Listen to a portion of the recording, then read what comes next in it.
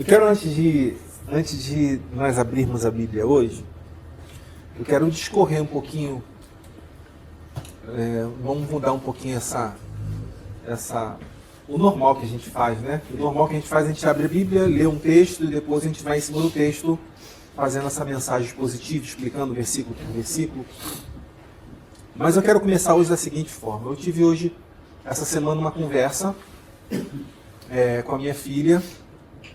Ela está fazendo faculdade de educação física, né? Então ela está no primeiro período. Ela passou um tempinho assim longe da escola, né? Teve filhinho, meu neto. E depois de um bom tempo ela começou a guerrear para terminar o segundo grau dela, o ensino médio, né? E foi uma luta muito grande. Vai, começa, para, até que ela conseguiu terminar o ensino médio. Depois de muita luta, ela conseguiu e estava muito feliz, muito...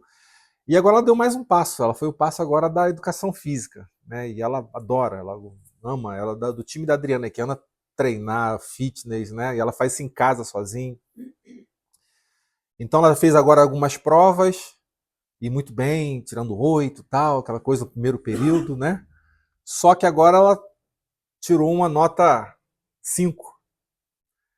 E essa nota 5 derrubou ela, porque ela está acostumada, dentro da época de escola, a sempre tirar notas boas, né?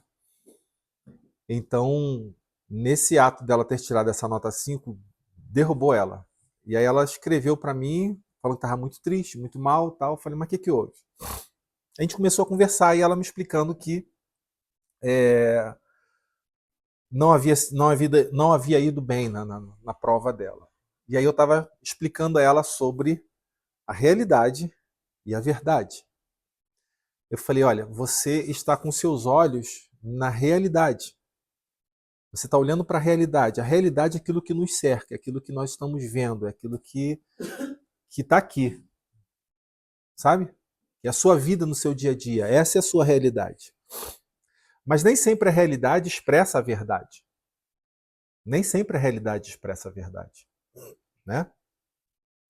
E eu estava mostrando para ela, eu falei, olha, você vai perceber que daqui a 4 anos, não sei se educação física são 4 ou 5 anos, não lembro, mas eu acho que são 4 anos, daqui a 4 anos, quando você estiver se formando, a gente vai conversar sobre a primeira prova que você tirou 5 no primeiro período.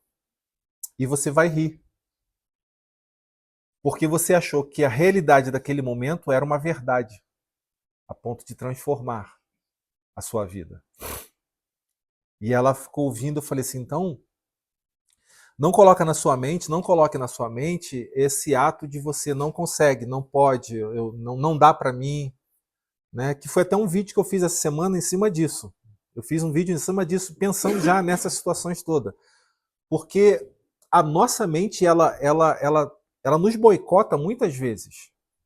A nossa mente, ela vem para nos boicotar muitas vezes. Muitas vezes o seu interior, a sua mente vai falar para você que você não pode, que você não consegue, que você é fracassado, que você... Sabe? E a gente vai ter que trabalhar isso internamente para entender que aquilo que está vindo sobre as nossas vidas através da nossa mente, que parece ser uma verdade, ela não é uma verdade, ela é a sua realidade naquele momento, mas que não representa uma verdade. Daqui a pouco a gente vai entender melhor isso aí. Tá bom? Então, dentro disso, eu fui percorrendo e olhando sobre essa palavra de Deus, sobre como que Deus trabalhou isso, através da história da humanidade, da história do seu povo, como é que Deus foi mexendo nisso. E hoje a gente vai ter como base o livro de Juízes, capítulo 6, que vai falar sobre Gideão. Então, Gideão, a gente vai ver bem essa questão da realidade e a verdade, né? E a gente percebe que ao longo da história da humanidade, ao longo desse povo de Deus, você vai ver que muitas vezes Deus utilizou homens com palavras proféticas. Né? Alguém já ouviu falar sobre palavra profética? Ok? Então, palavra profética, a gente confunde muitas vezes que uma profecia né, que uma profecia é como se fosse a adivinhação de um futuro. E a profecia não tem nada a ver com o futuro. Tá dando para entender? Então, profecia, ela não está ligada nunca a uma previsão ou um prognóstico de um futuro. Toda palavra profética e toda profecia, ela vai estar sempre direcionada ao eterno. Ok? Então, profecia não é o revelar de um futuro.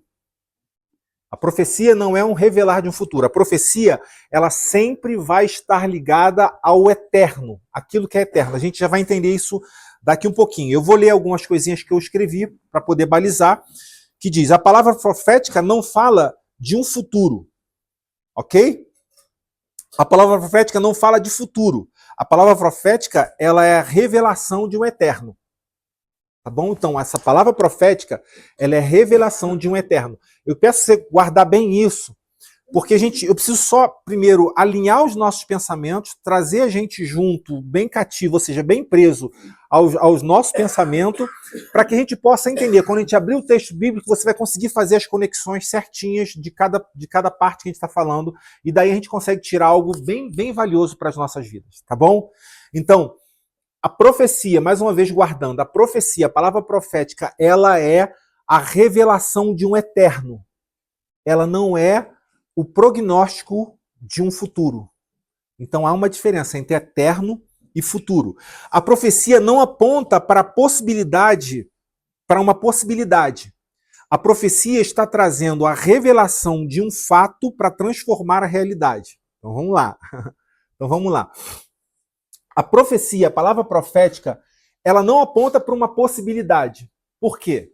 Porque eu falei que a ideia que nós temos de uma profecia, de uma palavra profética, é que ela está apontando sempre para um futuro. O futuro é sempre uma incógnita para a gente.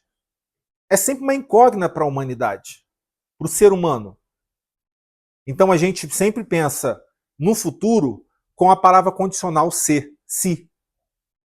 Ok? Então o se está sempre ligado ao futuro. Então, nós temos planos de ir ao Brasil, e a Adriana, né? Só que nós vamos se alguma condição, se tiver condições financeiras, se tiver condições climáticas, se tiver, sabe? Sempre estamos ligados a um se. Então o futuro, daqui a um ano, daqui a tantos meses, você vai fazer um aniversário, vai ser o dia do seu aniversário, mas você vai fazer se ainda estiver entre nós. Ou, você está entendendo? Então, quando a gente fala que a palavra profética ela é um prognóstico do futuro, nós estamos trazendo essa ideia de que nós precisamos olhar para esse futuro esperando alguma coisa futuro. Só que isso gera no cidadão, isso gera na pessoa uma interrogação constante. Isso vai gerar sobre as vidas das pessoas essa condição de ansiedade. E aí, voltando para minha filha, quando eu conversei com ela, eu falei, olha, relaxa, porque isso foi uma nota, isso aí é o que aconteceu agora, mas daqui a pouco você passa por isso, você vai continuar em frente e você vai perceber que essa nota não representou nada dentro da sua formação. Só que gera uma preocupação tão grande no coração dela que gera ao mesmo tempo esse princípio de ansiedade. Será que eu vou conseguir? Será que vai dar? Será que eu vou ficar reprovado? Porque ela estava falando, eu estou com medo de ficar reprovado. Eu falei, nega, você tirou uma nota, agora 5. Eu falei, eu estou com medo de ficar reprovado. Assim, e se ficar, você vai fazer novamente esse período e você vai em frente depois. Então, essa profecia, ela traz a revelação de um fato para transformar a nossa realidade. Então, a profecia que ela está pautada no eterno, ela traz a realidade, um fato para transformar a minha realidade. Ok, então vamos entender isso. A profecia, a palavra profética, ela está ligada ao eterno. Como é que eu entendo o eterno? O eterno é a convicção. é a convicção que nós temos de quem somos, qual a natureza e de quem fomos chamados, e que o nosso futuro está pautado e balizado não mais naquilo que acontece ao meu redor, que eu estou enxergando. Não está mais pautado naquilo que acontece dentro das minhas conexões com pessoas ou com coisas, que podem dar errado, que podem não funcionar, mas ao mesmo tempo isso não determina na minha vida e na sua vida se nós vamos ser bem-sucedidos ou não. Por quê? Porque a nossa convicção e a nossa consciência de vida não está pautada no futuro, mas está pautada no eterno. Por que eu digo que é eterno? Porque o único que é eterno é quem? É Deus. E o fato dele ser eterno quer dizer que ele tem compreensão e consciência e ciência de todas as coisas das nossas vidas. Davi fala que todos os dias da nossa vida foram escritos e determinados quando nenhum deles ainda havia. Deu para entender? Mateus capítulo 6, Jesus no Sermão do Monte vai falar a mesma coisa. Por que, Edson, você está nervoso com a sua vida, com o que você há de comer ou de beber? Sabe, por que nós estamos nervosos com o que nós vamos comer ou beber? Olhe para os pássaros, eles não plantam, não colhem, mas o Senhor alimenta cada um deles. Aí ele diz, vocês podem estar nervosos, preocupados com a vida de vocês podem acrescentar um côvado, ou seja, vocês podem acrescentar alguma coisa na vida de vocês com essa preocupação? Há mudança, há transformação, há alguma diferença? Então ele diz, então basta o seu dia o seu próprio mal, ou seja, viva o seu dia, sabe, hoje, a cada dia. Não adianta você prospectar ou projetar a sua vida no amanhã. Não estou dizendo que isso nós não devemos ter planos e projetos, ok? Mas o que eu quero dizer é que os seus planos e os seus projetos, que os nossos planos e os nossos projetos não estão pautados em cima da capacitação que eu e você temos de realizar alguma coisa. Porque Deus já liberou uma palavra profética para as nossas vidas. Só que a palavra profética de Deus para as nossas vidas, não está relacionada a um futuro. Está relacionada a um eterno. Não está relacionada ao que pode ser amanhã. Não, está relacionada ao que vai ser amanhã. Porque o futuro, como eu falei, está ligado num ponto de interrogação, no se. Será que vai dar certo? Será que eu consigo? Será que eu posso? Será que eu vou estar vivo? Será que eu vou estar assim? Vou estar desse jeito? Então o futuro sempre vai estar ligado a um se. Mas o eterno, a palavra profética de Deus, que veio sobre as nossas vidas, não está ligado a uma condição de si, mas está ligado a um ato de certeza. Não é um ato de certeza meu e seu, mas é um ato da certeza de Deus. Amém? Por que não é um ato de certeza meu e seu? Porque não há verdade absoluta em mim e você. Cada um tem a sua verdade.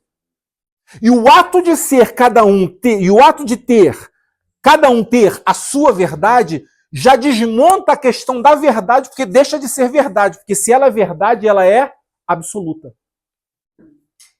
Deu para entender? Vou repetir isso.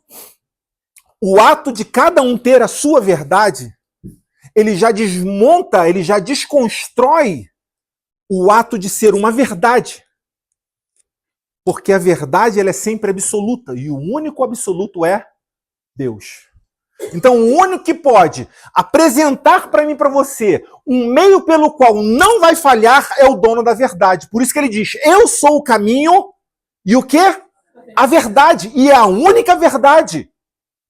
E a vida. Então ele se apresenta como o caminho, ele se apresenta como a verdade, ele se apresenta como aquele que tem condições de transformar a nossa realidade a partir do eterno. Então ele é o único que tem condições de transformar a nossa realidade a partir da verdade. Gente, tá complicado ou tá dando? Tá bem? Ok. Então, Quando ele diz que transforma a nossa realidade, ele está dizendo que está transformando aquilo que você está vendo e aquilo que você está ouvindo, aquilo que você está vivendo no seu dia a dia. Então talvez a sua realidade dentro da sua casa hoje, talvez possa não estar tão legal. Talvez a realidade dentro do seu trabalho hoje pode não estar tão do jeito que você gostaria. Talvez a realidade de algum parente de saúde, alguma coisa, possa não estar como nós gostaríamos que estivesse. E essa realidade, ela precisa estar pautada na verdade que nós temos, que é essa palavra que Deus já liberou sobre as nossas vidas, dizer, eu sou o seu Deus, eu cuido de tudo da sua vida. Ao entender isso, ao conseguir viver isso, entender isso, eu começo a perceber que a minha realidade foi transformada a partir da verdade de Deus. Então, começa a haver essa eu vou chamar de um milagre da transformação interna, que é essa metanoia, né? Que vem essa mudança de comportamento, mudança de mente, mudança de visão. Por quê? Porque é exatamente a partir daí que agora eu consigo entender que eu não estou mais sendo manipulado por aquilo que eu vejo. Eu não estou mais sendo manipulado por aquilo que está ao meu redor. Então, por mais que as coisas não estejam do agrado que eu gostaria, da forma que eu gostaria, eu tenho a certeza de que Deus não proveu para mim um futuro, mas Ele proveu para mim um eterno. Deus não proveu para mim um futuro com a partícula condicional C. Será que vai dar certo? Será que consigo? Será que posso? Mas Ele promoveu para mim, para você, uma convicção de eterno. Então, quando eu entendo a convicção do eterno, é porque eu entendo quem eu sou. É que eu entendo, Manuel, que nós, eu e você, não somos e não estamos perdidos dentro da nossa vida. Ele deu a direção para mim, para você, exatamente como tem que ser. Amém? Tá dando? Então, é daí que nós vamos começar a trabalhar com Gideão. Nós vamos começar a perceber que Deus trabalha em Gideão a relação de realidade e verdade. Deus começa a mostrar a Gideão a importância dele olhar para ele, para as condições que estão ao seu redor, não mais nas condições de um futuro, mas de um eterno. E a gente vai entender isso já já. Eu coloquei, muitas vezes a realidade é a forma como a verdade está sendo oculta e sufocada. Né? Então, eu acho que isso já falou, né? Porque muitas vezes a nossa realidade é a forma como qual a verdade de Deus está sendo oculta e sufocada.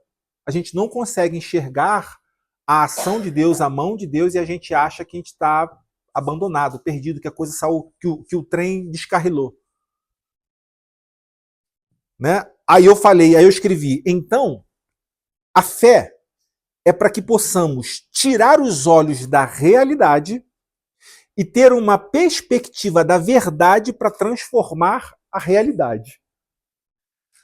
Então a fé, ela é para quê? Para que a gente consiga tirar os olhos da nossa realidade, daquilo que está ao nosso redor. Amém? Então ele tira para quê? Para a gente criar uma perspectiva da verdade de Deus e assim transformar a realidade. O que eu quero dizer com transformar a realidade? Não é o ato de você olhar para Deus e entender que Deus te chamou para alguma coisa, que tudo ao seu redor vai mudar. Não. Tudo ao seu redor continua a mesma coisa, mas quem mudou foi o quê? Exatamente. Você mudou. Você passou a encarar as suas situações de forma diferente. Porque você não está mais pautado, né? No si. Você agora está pautado no eterno, naquilo que você sabe que Deus criou para você, por você e daí por diante. Ok? Bom, a gente começa a perceber que esse é um processo inverso do que o diabo faz hoje em dia. Por que o diabo faz hoje em dia? Ele vai tornar pessoas escravas. Escravas de quê? Do futuro, do ser. Então ele vai dizer para mim, para você e para a humanidade que o ser está totalmente ligado ao fazer. Ok? Ele vai dizer o tempo todo que o ser está ligado ao fazer. Então, você vai perceber que pessoas, constantemente durante sua vida, estão se movimentando em movimentos rápidos da sua vida para tentar mudar a sua realidade. Só que ela não tenta mudar a sua realidade a partir de um eterno, a partir de uma palavra profética que Deus já liberou sobre a sua vida, dizendo: toda a sua vida, tudo que você fizer, eu estou sobre a sua vida. Por isso que ele diz: buscai, pois, em primeiro lugar, o reino de Deus. O que é o reino de Deus? É o eterno. E a sua justiça, o eterno. E ele fala o quê? Todas as outras coisas eu acrescentarei. O que quer dizer todas as outras coisas? Toda a nossa realidade, toda a vida, tudo aquilo que está ao nosso redor. Ok? Então Deus nos ensina a lançar a esperança no eterno para que a realidade seja mudada. O que o diabo faz? O diabo faz com que a humanidade tenha a sua vida transformada, a sua realidade transformada a partir da realidade. Então, se não deu certo aqui, a pessoa vai fazer o quê? Vai mudar a sua forma de ser para fazer de alguma forma diferente. E o fato de não estar pautado no eterno, eu continuo dentro de mim com os vários sis, sem a perspectiva de uma melhora, na dúvida de que aquilo que eu estou investindo vai dar certo ou não. Deu para entender? E se eu tenho então dúvida se aquilo que eu estou investindo vai dar certo ou não, pronto, já disparou dentro de mim alguma coisa que não vem de Deus. Eu estou na ansiedade, na angústia, na preocupação. Será que vai? Será que vai dar? Será que vai acontecer? Então é tempo todo isso. Bom, aí, Mateus capítulo 4, eu peguei só para dar um exemplo sobre o que eu falei agora. Mateus capítulo 4, versículo 3 e o 4 vai dizer assim: o tentador aproximou-se dele e disse: se és filho de Deus, ordena que essas pedras se transformem em pães. Até aí por enquanto, amor. Se és filho de Deus, ordena que essas pedras se transformem em pães. Isso aqui, Jesus foi levado para o deserto para ser tentado, ok? Ele foi tentado e a primeira coisa que acontece, nós falamos até isso semana passada, né? Então, mas aqui a gente vai pegar um outro panorama, que ele vai aproximar-se de Jesus e vai dizer: se és filho de Deus, ordena que essas pedras se transformem em pães. Ordena está dizendo o seguinte: faça com que essas pedras se transformem em pães. Ou seja, qual que é a realidade de Jesus naquele momento? 40 dias e 40 noites sem comer. A realidade dele é o quê? Fome. Ok? A realidade dele é fome. Então, o que ele deveria fazer para acabar com a sua fome? Transformar pedras em pães. Então, está pautado no fazer para poder ser. Deu para entender? Então, ele está pautando a ação de Jesus, de praticar uma transformação para mudar a sua realidade. Então é algo feito da realidade de Jesus, que está vendo 40 dias e 40 noites com fome, e ele vai tentar mudar a condição da sua vida. A partir de onde? De uma outra realidade. Qual que é uma outra realidade que ele vai partir do princípio? Que ele vai mudar pedras em pães. E aí no versículo 4 a gente vai ver o que Jesus responde para ele. Então Jesus respondeu: está escrito, nem só de pão viverá um homem, mas de onde? De toda palavra que procede de onde? Da boca de Deus. Então Jesus pega e aponta para o diabo o eterno. Ele aponta para o diabo o eterno, está dizendo o seguinte: olha, na minha vida há um plano de Deus, há uma palavra de Deus, há uma ordem de Deus, que eu estou ligado a essa ordem de Deus, que eu não preciso tentar mudar por esforço próprio a minha realidade para eu poder ser alguma coisa. Porque eu tenho convicção de que a minha vida está pautada em toda palavra que procede da boca de Deus. Ou seja, se o alimento não vier hoje, vai vir amanhã. Se não vier amanhã, vai vir depois da manhã. Mas eu não tenho preocupação em demasia de estar me batendo todo o tempo para tentar uma resposta para a minha vida. Então a resposta para a sua vida, para a solução do seu problema, não vai vir do quão inteligente é ou do quão apto você é para resolver problemas. A sua vida e a sua resposta, ela vai vir do eterno que Deus já liberou sobre a sua vida. Então, o que nós precisamos fazer? Conhecer a vontade de Deus, conhecer a palavra que procede da boca de Deus. Nós precisamos mergulhar nessa palavra para entender que o meu interior e o seu interior, mudando, muda toda a nossa realidade. Quantos pode dizer amém? Então, eu entendendo isso, todo o meu interior muda. Eu entendendo a palavra, eu entendendo que Ele é o Senhor, eu entendendo que Ele faz por mim, e que é uma verdade isso, então tudo dentro de mim muda. Se tudo dentro de mim muda, a realidade que eu estou, ela não muda, mas eu mudei em relação à realidade. As coisas continuam a mesma coisa, mas eu sou diferente. Eu estou vivendo de forma diferente. Amém? Ou seja, o diabo, né? Ele faz-nos pensar desta forma para que percamos de vista o princípio da nossa identidade e do nosso propósito.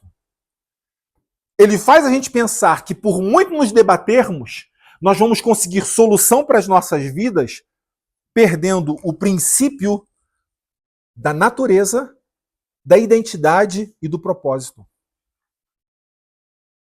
A identidade fala muito. O princípio da identidade, ela fala muito sobre quem nós somos. Nós temos que saber quem nós somos. Se há sombra de dúvidas dentro do meu coração e do seu coração de quem nós somos, então nós estamos perdidos.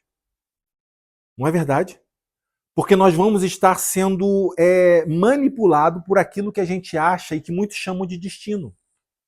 Ah, esse é o destino. Não, conversa fiada. Que história é essa de destino? Não tem negócio de destino. Nós temos a nossa vida pautada não por alguma coisa que pode ser mudado ou mutável,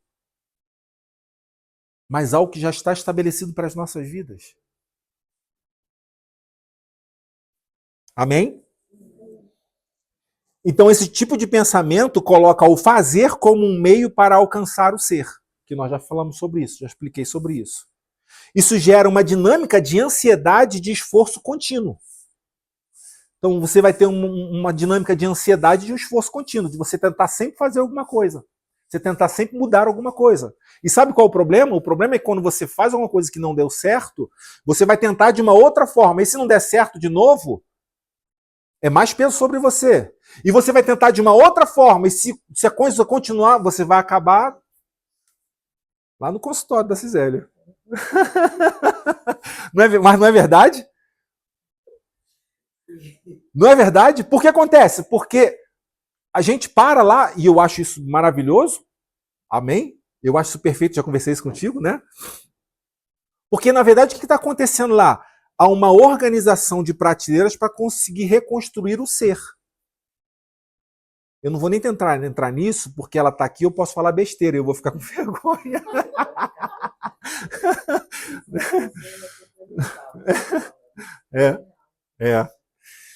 E vamos embora passar para outro tema, gente, que eu vou ficar aqui nesse negócio, não.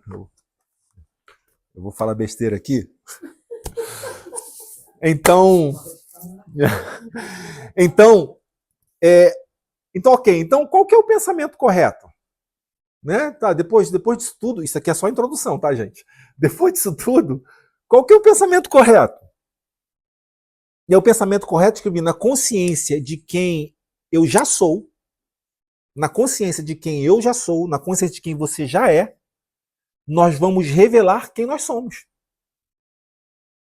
Então, na consciência de quem você é, Roselane, dentro da sua realidade, vivendo com os olhos no eterno, você vai revelar quem você é. E o que você faz por causa de quem você é. Ok? Então, a revelação de quem nós já somos ilumina e transforma a realidade pela revelação da verdade. Deu para entender? Vou ler novamente. A revelação de quem nós já somos ilumina e transforma a realidade pela revelação da verdade.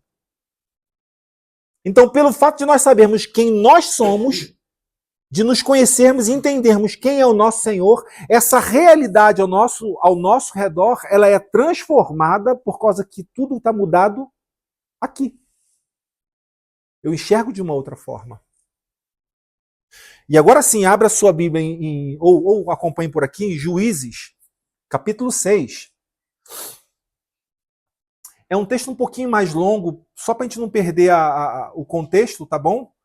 Mas eu tenho que ler isso tudo, senão não dá. Então vou ler um pouquinho mais rápido para a gente ganhar um tempinho. Então diz assim: de novo os israelitas fizeram o que era mal aos olhos do Senhor, e durante 7 anos ele os entregou nas mãos dos midianitas. Os midianitas dominaram Israel. Por isso, os israelitas fizeram para si esconderijos nas montanhas, nas cavernas e nas fortalezas. Sempre que os israelitas faziam as suas plantações, os midianitas, os amalequitas e outros povos da região do leste deles os invadiam. Acampavam na terra e destruíam as plantações ao longo de todo o caminho até Gaza, e não deixavam nada vivo em Israel, nem ovelhas, nem gado, nem jumentos. Eles subiam trazendo o seu gado e as suas tendas e vinham como enxames de gafanhotos. Era impossível contar os homens e seus camelos. Invadiam a terra para devastá-la. Por causa de Midian, Israel empobreceu tanto que os israelitas clamaram por socorro ao Senhor. Quando os israelitas clamavam ao Senhor por causa de Midian, ele lhes enviou um profeta que disse: assim diz o Senhor Deus de Israel, tirei vocês do Egito, da terra de escravidão, e eu os livrei do poder do Egito, das mãos de todos os seus opressores. Eu expulsei e dei a vocês a terra deles. Também disse a vocês: eu sou o Senhor, o seu Deus. Não adore os deuses dos amorreus em cuja terra vivem. Contudo, vocês não me deram ouvidos. Então o anjo do Senhor veio e sentou-se debaixo do carvalho de Orfa, e que pertencia ao abiesrita Joás. Gideão, filho de Joás, estava malhando trigo em um tanque de prensar uvas para escondê-lo dos midianitas. Então o anjo do Senhor apareceu a Gideão e lhe disse: o Senhor está com você, poderoso guerreiro. Gideão respondeu: ah, Senhor, se o Senhor está conosco, por que aconteceu tudo isso? Onde estão todas as maravilhas que o Senhor, que os nossos pais nos contavam quando diziam: não foi o Senhor que nos tirou do Egito? Agora, porém, o Senhor nos abandonou e nos entregou nas mãos de Midian. O Senhor se voltou para ele e disse: com a força que você tem, vá libertar Israel das mãos de Midian. Não sou eu quem está enviando? Gideão respondeu: ah, Senhor, como posso libertar Israel? O meu clã é o menos importante de Manassés e eu sou o menor da minha família. O Senhor respondeu: eu estarei com você e você derrotará todos os midianitas como se fossem um só homem. Gideão prosseguiu: se de fato posso contar com teu favor, dá-me um sinal de que és tu que estás falando comigo. Peço que não vais embora, que eu volte e traga a minha oferta e ponha diante de ti. E o Senhor respondeu: esperarei até você voltar. Gideão foi para casa, preparou um cabrito e com um efa de farinha, fez pães sem fermento, pôs a carne em um cesto, o caldo em uma panela, trouxe para fora e ofereceu-os a ele sobre o carvalho. O anjo de Deus lhe disse: apanha a carne e os pães sem fermento, ponha sobre esta rocha e derrame o caldo. Gideão assim o fez. Com a ponta do cajado que tinha na mão, o anjo do Senhor tocou a carne e os pães sem fermento e subiu da rocha, e fogo subiu da rocha, consumindo a carne e os pães. Então o anjo do Senhor desapareceu. Quando Gideão viu que era o anjo do Senhor, exclamou: ai de mim, soberano Senhor, vi o anjo do Senhor face a face. Eu acho que até aqui eu sou suficiente. Até aqui é suficiente. É um texto mais compridinho, mas é só para a gente entender. O contexto que está acontecendo é o seguinte: Israel é uma nação agora que está enfraquecida, que os seus muros não estão fortalecidos. Então você tem povos inimigos, que são os midianitas, os amonitas, né? E o que esses povos vizinhos estão fazendo? Os israelitas vão lá, plantam a sua... É uma sociedade agrícola, né? Então eles plantam o seu suprimento, plantam, cuidam o seu gado, estão lá sobrevivendo. né? E todas as vezes que isso acontecia, os midianitas e os amonitas entravam nessa cidade, roubavam, saqueavam toda a plantação deles, levavam os animais, deixavam nenhum vivo, nem boi, nem cabra, nada, deixavam todos eles assim dessa forma e iam embora. O interessante notar é que isso não aconteceu por pouco tempo, muito tempo. Então você percebe que depois de tanto tempo, 7 anos, o povo começa a clamar ao Senhor. Começa a dizer, Senhor, nós estamos cansados disso acontecer, nós estamos cansados de sermos reféns desses adversários, desses povos que estão ao nosso redor. Nós estamos muito cansados disso, né? E aí o Senhor diz, então chegou o tempo. É o tempo da gente mudar essa condição. E antes de nós continuarmos, só para a gente ir balizando e pautando dentro daquilo que nós falamos agora, quando o povo clama a ele, é exatamente o que eles estão enxergando e o que está acontecendo. Quando o povo está clamando a Deus, dizendo, nós estamos cansados. Nós estamos muito cansados disso. Nós estamos cansados de plantar e sermos saqueados. Nós estamos cansados de cuidar de animais e serem levados. Nós estamos cansados de plantar muito e comer pouco. Nós estamos cansados de fazer muito e desfrutar pouco. Isso parece com alguma coisa na nossa vida? Muitas vezes nós estamos presos nesse conceito e nessa realidade da gente. Muitas vezes nós estamos olhando e estamos cansados de plantar muito e não colher aquilo que talvez você esperasse você colher. Muitas vezes nós estamos cansados de esperar muito e não acontecer. De serem saqueados seus sonhos. De serem saqueados seus projetos. De serem saqueados naquilo que você estipula ou coloca como padrão da sua vida. E esse povo é refém. Esse povo não tem o que fazer, eles estão perdidos. Eles estão perdidos dentro da consciência do eterno. Eles perderam a referência do eterno. Se você perceber no início do texto, nós começamos a ler o texto dizendo: e Israel fez o que era mal aos olhos do Senhor.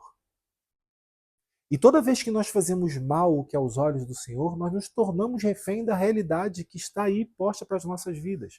E hoje, o que seria fazer mal aos olhos do Senhor? Nós não falamos que fazer mal aos olhos do Senhor, é o cara que bebe, o cara que fuma, o cara que... Não, nós vamos fazer mal aos olhos do Senhor é quando a gente se permite viver dentro de uma consciência de realidade que não nos reporta a Deus. É a gente conseguir permanecer na vida que a gente tem sem que expresse o eterno sobre as nossas vidas, sem que a gente tenha convicção de que a sua vida não é um acaso. A sua vida é um plano de Deus. E todas as vezes que nós abandonarmos a convicção, lembra que eu falei da fé? E todas as vezes que nós abandonarmos a fé em Deus, e entenda, fé não significa simplesmente acreditar. Porque até o diabo acredita em Jesus. Fé me leva a um outro patamar, a uma outra consciência de vida, me leva a entender a natureza de que eu sou, de quem eu vim. A minha identidade. Então, a minha identidade está estabelecida e pautada em cima de, ainda que haja adversários na sua vida, ainda que haja dificuldades, problemas, desafios na sua vida, você não está pautado naquilo que seus olhos veem. Por quê? Porque você entendeu o princípio da fé. E o princípio da fé é que você busca em Deus esse conceito de eternidade, ou seja, esse conceito de controle e domínio total de Deus para mudar a sua realidade. Quantos estão entendendo? Então, quando a gente olha para esse povo de Israel, eles estão exatamente assim. Eles estão presos a um ciclo vicioso de produção e não desfrutar. Eles estão presos a um ciclo repetitivo de que a vida deles é exatamente aquilo. Gente, para você entender, a artimanha de Satanás nessa situação é que ele não veio para destruir, eles não destruíam esse povo, eles não matavam esse povo, você percebeu? Os midianitas e os amonitas entravam nessa nação, eles não arrasavam com o povo. Eles iam lá e saqueavam esse povo. Agora, olha que coisa interessante. Eles saqueavam o povo à medida exata para que esse povo não morresse de fome. Eles deixavam mantimento para eles. Por que eles deixavam mantimento para eles? Porque esse povo não podia morrer. Por que ele não podia morrer? Porque ele tinha que ser escravo. Ele tinha que continuar produzindo para ser saqueado. Você está entendendo? É. Ele não destrói. E detalhe, eles já produziam a quantidade que seria roubada, e eles sabiam que ia ser roubados. E aquilo que eles estavam fazendo para o seu sustento, eles faziam em algum lugar à parte, e aquilo ali é para eles não morrerem. Mas a outra plantação, a outra criação, a outra produção, eles sabiam que seriam saqueados. Há um negócio, há uma troca, que é exatamente aquilo que nós estamos falando agora. Não sei se você está conseguindo fazer essa ponte do que nós falamos agora com o texto, porque é exatamente isso, é enxergar a realidade deles e estar submetida a essa realidade. Nós temos que produzir, porque quando eles vierem, eles têm que ter coisas para levar. E não conseguir mudar isso. E não conseguir mudar isso. Aceitar que é normal. E por que eles não conseguem mudar isso? Eles não conseguem mudar isso porque a visão deles está na realidade deles. Aquilo ali é a realidade deles. O que poderia mudar a realidade deles? Não era nem sequer se eles fossem se levantar para guerrear contra eles. Eles poderiam juntar um grupo de pessoas, Israel poderia juntar um grupo de pessoas para encarar os midianitas e os amonitas. Mas não era essa guerra. Não era isso. Por isso que ele diz para mim e para você que a nossa guerra não é contra a carne e não é contra sangue. É contra dominadores do mundo espiritual. Que a nossa vida, que a sua vida, a minha vida, ela não vai se discernir naquilo que nós fazemos com os nossos braços, com a nossa força, tentando impedir que a ação dos midianitas e dos amonitas venham sobre as nossas vidas para saquear aquilo que nós plantamos como sonho. Então, ok, lembra que eu coloquei aqui? Então, qual é o pensamento correto? Então, ok, Léo, qual que é o pensamento correto? Primeiro, pensamento correto, clamar a Deus. Chega! Por 7 anos, eles estavam sendo saqueados, por 7 anos estavam sendo humilhados, por 7 anos estavam sendo cansados, por 7 anos, toda e qualquer tentativa de mudança não havia fruto. Então chegou um momento, qual o momento? De parar e dizer, sozinho eu não consigo. Você pode dizer para você mesmo, sozinho eu não consigo.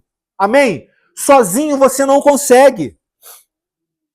Sozinho um povo não consegue, sozinho nós não vamos conseguir. Nós não conseguimos mudar a nossa realidade partindo de nós mesmos. Por quê? Porque a partir de nós não é origem, é destino. Onde que é a origem? No eterno. O eterno é a origem, ou seja, é a partir dele que vem para nós. Nós estamos querendo mudar a partir de nós e ir até ele. E isso não vai acontecer nunca. Quando eu tentar agradar a Deus com as minhas próprias vontades, isso não é culto. Tanto que Deus está dizendo, eu não aguento mais as reuniões solenes de vocês. Eu não aguento mais esse culto, sabe, de hipócritas, de hipocrisia, onde nós estamos cultuando a Deus para fazer as nossas próprias vontades. E aí tudo muda. Porque eu posso estar num lugar reunido, falando de Deus, orando ao Senhor, cantando ao Senhor, mas o fundamento não é Ele, sou eu. O destino final não é Ele, sou eu. Então eu preciso entender que a primeira ação que eu preciso ter é entender, Você e eu não conseguimos sozinhos. Não se trata dessa compreensão. Não se trata de nós compreendermos, entendermos essa parte cognitiva que faz sentido. Não se trata disso. Não se trata de inteligência ou de capacitação. Se trata de submissão, entender que a nossa vida vem dele, depende para ele, vai voltar para ele e só depende dele. Então a mudança de transformação na sua vida, Kelly, não começa em você naquilo que você está fazendo, começa em Deus. Ou seja, o ponto, Marcos, para mim e para você é o seguinte: para o que você está fazendo, analisa e chama Deus. Então ele está dizendo, Deus, nós não aguentamos mais. Manda uma ajuda porque nós não aguentamos mais. E aí Deus ouve o clamor. Olha que coisa fantástica, né, Rita? Deus ouve o clamor. Deus sempre ouve o clamor dos seus. Amém? Deus sempre ouve o seu clamor. Ah, Léo, mas eu não sei orar. E quem é que disse que Deus está querendo que você saiba orar? Deus só quer que você fale com Ele. Eu costumo dizer que, às vezes, as orações mais profundas que saem da nossa vida é quando já faltou palavras, quando a gente já não tem mais palavras, nós já não temos mais o que falar. É aquela vez que a gente fala assim, ai Deus, se eu que sou homem, eu entendo quando a pessoa faz isso, imagina Deus. Não é? Se alguém faz isso perto de mim, eu já entendi tudo, eu falo assim, caraca, tá pesado. Imagina Deus, né, Roslane? Então, comece em Deus e Deus responde a nossa oração. E aí Deus, então, vai mudar. E agora que vem essa questão de Deus estar trabalhando e mudando a questão da realidade com a verdade dentro do texto. Vai lá, meu amor, de novo, no versículo 12.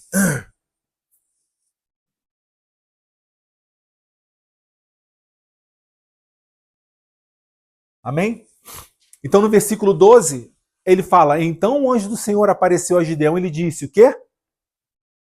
O Senhor está com você, o quê?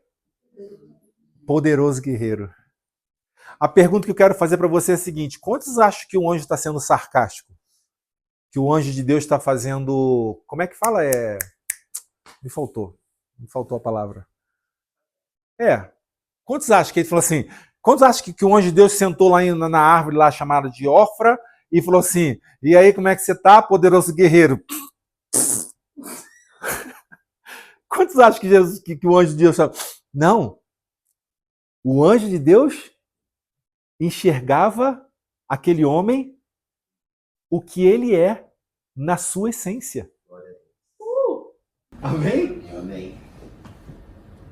Essa era a visão que Deus tinha ou tem de Gideão. O Senhor é contigo, poderoso guerreiro. Há uma palavra que veio da verdade em direção à realidade de Gideão. Gideão ouve isso com os ouvidos da realidade. Porque o versículo 13, ele diz, Gideão respondeu, Senhor, se o Senhor está conosco, por que está acontecendo tudo isso? Olha só, os olhos dele estão onde? Naquilo tudo que está acontecendo. Ok? Onde estão as tuas maravilhas que os nossos pais contavam quando diziam, não foi o Senhor que nos tirou do Egito? Ó, visão só no que está acontecendo. Cadê? Cadê? Agora, porém, o Senhor nos abandonou e nos entregou nas mãos de Midian. Quando nossos olhos estão pautados nessa condição que nós estamos olhando ao nosso redor que não está de acordo, nós vamos inverter todos os valores. Porque aquele que parte da eternidade e traz para a sua vida consegue entender que a falha não é de Deus, a falha é nossa. Mas aquele que está olhando para as condições da sua vida vai entender muitas vezes por que Deus está deixando eu fazer isso, passar por isso. E a gente joga a culpa em Deus. Por que eu estou passando por isso? Por que eu estou vivendo isso? Então, onde está o Senhor? Porque o Senhor nos abandonou. Na verdade, lá em cima está dizendo que eles fizeram o que era mau aos olhos do Senhor. E aí no versículo 14, ele fala, e o Senhor se voltou para ele e disse, de novo, Investimento dentro dessa concepção emocional, sentimental, investimento dentro dessa concepção de olhar para o futuro, não simplesmente como se fosse o futuro, mas o eterno, aquilo que vem de Deus, a convicção, mudando a mente dele, mudando, transformando. O Senhor se voltou para ele e disse: com a força que você tem, vai libertar Israel das mãos de Midian. Qual é a força que Gideão está se enxergando? Nenhuma. Qual é a força que Gideão está se enxergando? Nenhuma. Ele não enxerga força. Ele não enxerga condições.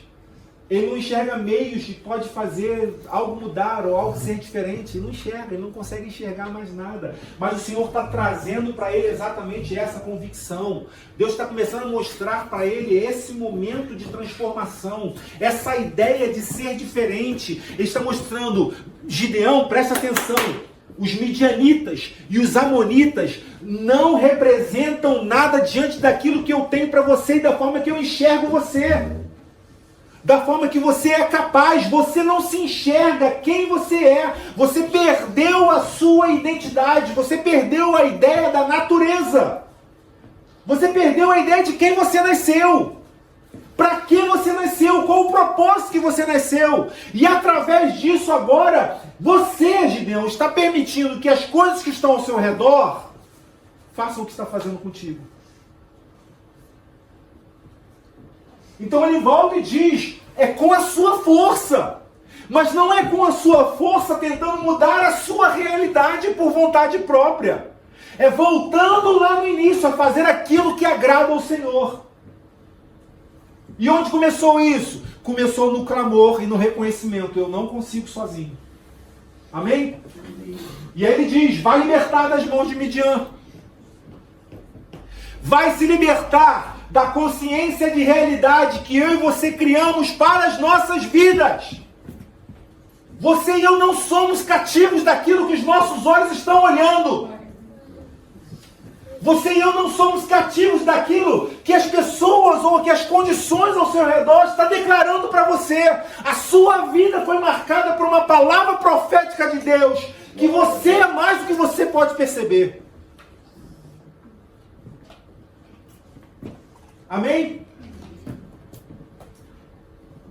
E qual é a garantia? A garantia é essa aqui. O que ele está dizendo aqui? Não sou eu que estou te enviando. Então ele está dizendo para mim e para você: não é mais só você. Não é um plano seu, Bia. Agora é um plano de Deus dizendo: vai. E pelo fato de ser um plano de Deus dizendo vai, eu não preciso mais perguntar para onde. Eu apenas vou. Abraão, sai da tua terra, da tua parentela e vai para a terra que eu vou te mandar. Abraão falou assim: para onde que eu vou? Que negócio é esse? Quando Deus fala, ele simplesmente pega a sua família, pega as suas coisas e fala: vamos embora. Vai para onde? Não sei, Deus mandou, vamos embora. Vai dar certo. Se é ele que está mandando, vai dar certo. Se é Deus que está falando, vai dar certo. Se é Deus que está direcionando, vai dar certo. Amém? E é loucura, porque se você perceber depois, continua olhando esse texto, e você vai perceber como é que Deus vence, faz vencer esse povo. Eram 30 mil homens, se eu não me engano, à primeira vista, né? Porque ele diz: junta um exército, aí vem 30 mil homens. Aí Deus olha para Gideão e fala assim: Gideão, tem gente demais, mano. Vamos desmontar esse negócio aí que tem muita gente. Manda os covardes, ocupados, manda embora, e foi embora. Ou seja, no final vai resumir-se a quantos? 300 homens. Agora sim, Gideão. Agora nós estamos aptos a enfrentar esse exército que era como a areia do mar que não podia se contar. Lembra que nós lemos isso? Era um exército tão numeroso, tão potente, tão violento, que era como a areia do mar que não se podia se contar. Que é exatamente a força do diabo para a gente sozinho, sem Deus. Nós não podemos sem Deus. Somos reféns mesmo. Mas Deus vai mostrar a Gideão o seguinte: com 300 homens, vocês vão ter a convicção que não foi no plano de vocês, no projeto de vocês, que sou eu. Amém. Por quê? Por quê, Marcos? Porque talvez com 30 mil homens nós poderíamos guerrear e se ganharmos, podemos falar assim, caraca, deu certo a nossa estratégia. E Deus falou assim, então eu quero que você se esvazie-se de toda e qualquer perspectiva humana, de tentativa de mudar por vocês mesmos. É para se lançar no desconhecido. Amém? É para se lançar naquilo que você ainda não enxergou. É para se lançar naquilo que você ainda não sabe o que vai acontecer. Mas a fé, ela é essa convicção de que o eterno é sobre a sua vida e você não precisa enxergar dentro da sua realidade, mas vai acontecer, porque é Deus que está dizendo, não sou eu que estou te mandando. Amém? E aí, versículo 15. Gideão respondeu, olha só como é que está a mente dele. Gideão respondeu, Senhor, como posso libertar Israel? O meu clã é o menos importante de Manassés e eu sou o menor da minha família.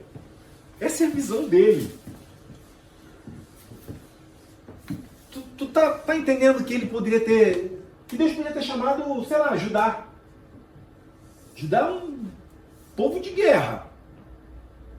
De onde veio Jesus? O leão para a tribo de Judá? Não. Mas ele vai lá e... Como posso ser? Eu sou o menor, eu sou o menos importante de Manassés. E Manassés é o menor das tribos. Deus escolhe o menor dos menores. O improvável, perfeito. Deus escolhe o improvável, olha só que coisa. Deus vai mexer na gente. E o improvável é a ideia que passa para o ser humano que não vai dar certo, que não é o suficiente.